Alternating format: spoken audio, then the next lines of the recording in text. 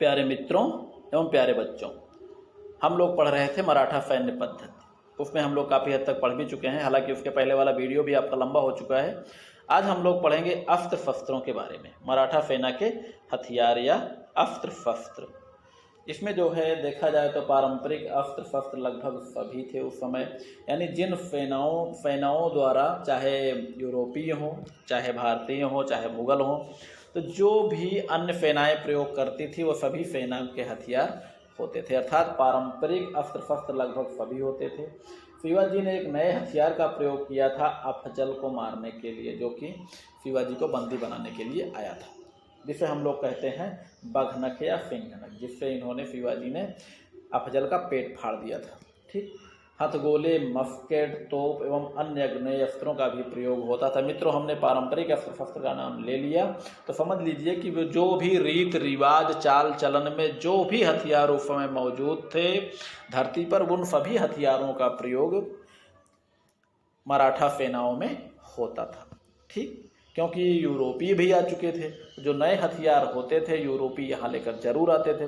तो ऐसी कंडीशन में शिवाजी को भी, चूँकि शिवाजी ने भी यूरोपियों को रखा था, तो वे लगभग सभी हथियार उस समय मराठा सेना में थे जो कि परंपराओं और चाल चलन में प्रयोग होते थे, अर्थात जिनका प्रयोग लगभग सभी राष्ट्र करते थे, वो सभी हथियार मराठा सेना में मौजूद थे। ठीक है, और देख सकते हैं धनुष, बाण, तलवार, भाला, बर्छी, बल्लम, हथियार प्रायः वही होते थे जो कि गतिशीलता में बाधा ना बने, अर्थात युद्ध यंत्रों का प्रयोग शुरुआत में तो होता नहीं था मराठा काल में, बाकी गतिशीलता नंबर 1 स्थान दिया जाता था गतिशीलता को, और हथियारों का प्रयोग वही किया जाता था जिसके द्वारा प्रयोग करने में गति में कोई बाधा ना आए। ठीक है, सुरक्षात्मक जो होते थे, प्रारंभ में केवल सैनिक अधिकारी ही कवच का प्रयोग करते थे, जिसमें सिर, त्राण, कमर तथा वक्ष को ढकने के लिए लोहे की जंजीरों का प्रयोग किया जाता था। और अन्य जो सैनिक होते थे, साधारण सैनिक, वो सिर पर पगड़ी, चुस्त पैजामा, जैकेट पहनते थे। यानी प्रारंभ में केवल सेनापति, अब बाद में जैसे जैसे व्यवस्था बढ़ती गई वैसे सैनिकों को भी हल्का कवच दिया जाने लगा। ठीक है, अगर आप बाजीराव के समय का अगर आप लोग देखेंगे तो वहाँ पर तो हमें लगता है सभी सैनिक जो है लगभग कवच युक्त होते थे। ठीक है, फिर भी हमें उम्मीद करते हैं कि सैनिकों की संख्या बहुत ज़्यादा होती है। फिलहाल बहुत भारी कवच तो नहीं दे सकते थे, लेकिन हल्का कवच जो है हर सैनिकों को प्रदान जरूर किया जाता था।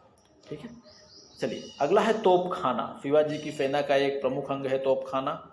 देखा जाए तो प्रारंभ में शिवाजी ने विदेशियों से तोपें खरीदा, प्रशिक्षण के लिए यूरोपियन जातियों को भर्ती भी किया। ठीक, और शिवाजी ने तोपखाने का एक अलग विभाग खोला जिसका नाम इन्होंने रखा दारू खाना। मित्रों, ये दारू खाना नाम ऐसा दे दिया कि जिसको हम लोग दारू खाना, हम लोग शराब के ठेके को कहते हैं ना, दारू खाने पे। फिलहाल ठीक है, नई चीज़ें हैं, जानना चाहिए। तो शिवाजी के तोपखाने का जो नाम था उसे कहा जाता था दारू खाना।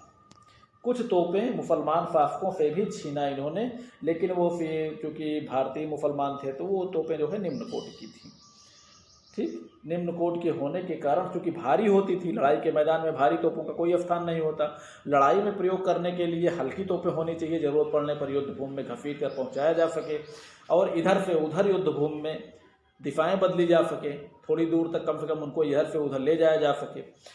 इसलिए जो भारी तोपें होती थी उनका प्रयोग युद्ध भूमि में नहीं किया जाता था। तो इसमें मुसलमान शासकों से इन्होंने जो भी तोपें इन्होंने छीना था वो निम्न कोटि की थी और भारी होती थी, जिसका प्रयोग उन्होंने युद्ध में ना करके केवल सुरक्षा व्यवस्था में किया, अर्थात किलों के ऊपर लगाकर किलों को उन्होंने सुरक्षित किया। अर्थात मारक क्षमता कम भी होगी तो बाहर तो तोप का गोला गिरेगा, और बाहर ही जो है अगर आक्रमण करने वाले सैनिक होंगे तो बाहर ही होंगे। ठीक है, चलिए पुर्तगालियों के सहयोग से तोपखाने के निर्माण के लिए एक कारखाने की भी स्थापना की, और अधिकांश तोपें और बंदूकें जो होती थी मराठा सेना की वो पुर्तगालियों की ही देन थी। ठीक, और प्रमुख तोपों के जो नाम थे, जो प्रमुख भारी तोपें होती थी यानी तेज तोपें जो होती थी वो इस प्रकार हैं: जेजल, जमसक, फुटरमल आदि ये शिवाजी की कारगर और अच्छी से अच्छी तोपों में से थी। वेतन और भत्ते की स्थिति क्या होती थी?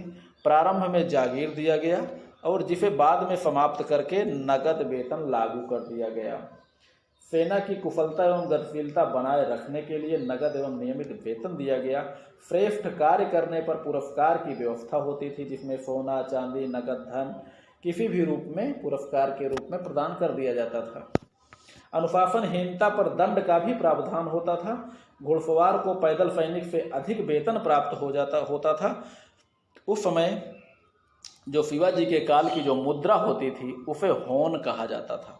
होन या होड़ भी कह सकते हैं, ठीक है। ये शिवाजी के काल की मराठा मुद्रा को होन कहा जाता था। शिवाजी के काल को मत रखिए, सीधे मराठा आप बोल दीजिए। युद्ध में जो मृत सैनिक परिवारों को पेंशन की व्यवस्था होती थी। इसमें मित्रों हमने थोड़ा सा गलत हमने टाइप कर दिया है। तो युद्ध में मृत परिवारों को नहीं, युद्ध में मृत सैनिकों के परिवारों को पेंशन दी जाती थी, ठीक है। वेतन की दरों का निश्चित उल्लेख नहीं मिलता। चलिए अब हम पढ़ेंगे शिवाजी की दुर्ग व्यवस्था। शिवाजी ने भू सामरिक दृष्टि से, यानी सामरिक दृष्टि से, जो सुरक्षा की दृष्टि से, युद्ध की दृष्टि से महत्वपूर्ण किलों पर उन्होंने अधिकार किया। पुराने किलों की इन्होंने मरम्मत कराई और नए किलों का निर्माण भी कराया, ठीक। जहां आवश्यकता समझे इन्होंने सुरक्षा के लिए नए नए किले भी बनवाए थे। शिवाजी के पास उस समय कुल किलों की संख्या थी लगभग 240 और किलों में समस्त सुविधाएं मौजूद थीं।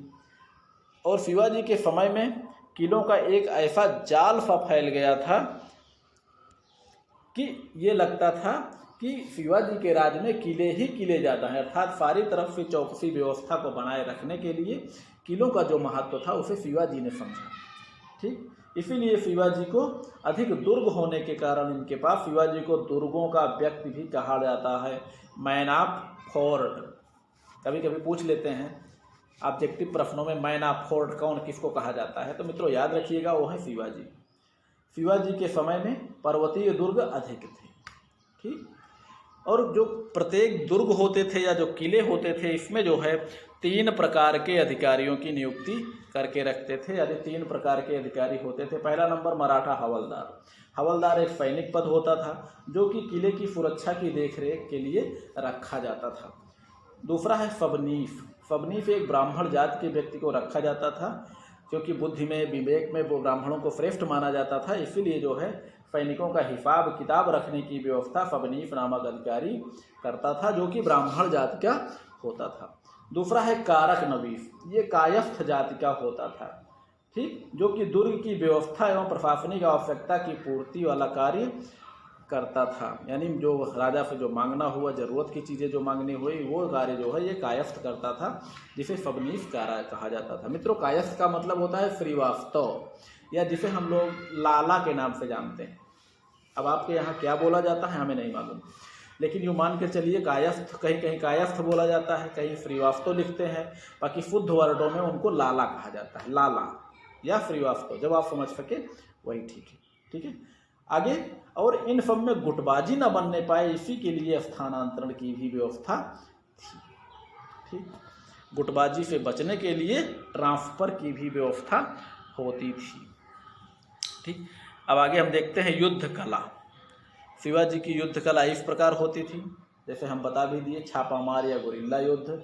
इनका समरतंत्र होता था मारो और भागो, जिसकी स्ट्रैटेजी या सिद्धांत होता था, युद्ध का सिद्धांत होता था, जिनमें सब हर चीज़ों का प्रयोग किया जाता था। छल बल कपट धोखा गतिशीलता आश्चर्यचकित करना, ये सभी सिद्धांत मायने रखते हैं। ये सभी सिद्धांत जो है छापामार युद्ध कला के महत्वपूर्ण सिद्धांत हैं, ठीक। अर्थात विजय महत्वपूर्ण ना कि धर्म। उपरोक्त समरतंत्र एवं युद्ध कला महाराष्ट्र की धरती, अर्थात महाराष्ट्र की धरती सब लोग जानते हैं जंगली है, पर्वतीय है, तो महाराष्ट्र की धरती के लिए उपयुक्त थी। इसीलिए शिवाजी ढंग से बढ़िया गुरिल्ला युद्ध कला का, छापामार युद्ध कला का सफल प्रयोग इन्होंने महाराष्ट्र की धरती पर ही किया। गुरिल्ला या छापामार युद्ध सबल के विरुद्ध निर्बल का युद्ध कहा जाता है। शिवाजी क्या करते थे, मुगलों को लूटना और भागकर जंगल पर्वतों में छिप जाना शिवाजी की युद्ध कला थी। औरंगजेब पहाड़ी चूहा कहता था शिवाजी को। और रफद को लूटने के लिए शिवाजी की सेना में पिंडारी नामक लुटेरे होते थे। शिवाजी ने अपने सेना में, क्योंकि छापा मारो और भागो इनका कोई अपना सिद्धांत तो है नहीं, बस एक युद्ध कला है। और इसके लिए कुछ पिंडारी लुटेरे भी थे, जिनका कार्य होता था लूट मार करना। ये तो रफत, दुश्मन के रफत को लूटते थे, लूट कर अपना भरण पोषण करते थे, ठीक। बाकी शिवाजी की मदद करते थे। तो मित्रों उम्मीद करता हूँ ये चैप्टर आपको समझ में आया होगा। आगे हम लोग पढ़ेंगे पानीपत का तृतीय संग्राम, जो कि 14 जनवरी 1701 ईस्वी में हुआ था। मित्रों देखा जाए तो पानीपत का तृतीय संग्राम एक महत्वपूर्ण संग्राम है, जिसके बाद जो है मराठा शक्ति का पूर्णतया अंत हो गया, यानी हिंदू शक्ति का अंत हो गया। और इसके बाद जो है सोबराव का एक ऐसा संग्राम था जो भी महत्वपूर्ण था, क्योंकि उस संग्राम के बाद जो है उस संग्राम में सिख शक्ति का अंत हो गया था। ठीक है मित्रों, उम्मीद करते हैं ये चैप्टर आपको समझ में आया होगा। नहीं समझ में आया होगा तो आप लोग कमेंट करेंगे, बाकी फिर से आपको समझाने का हम प्रयास करेंगे। ठीक है, तब तक आप लोग पढ़िए लिखिए, मस्त रहिए, खुश रहिए। ठीक है।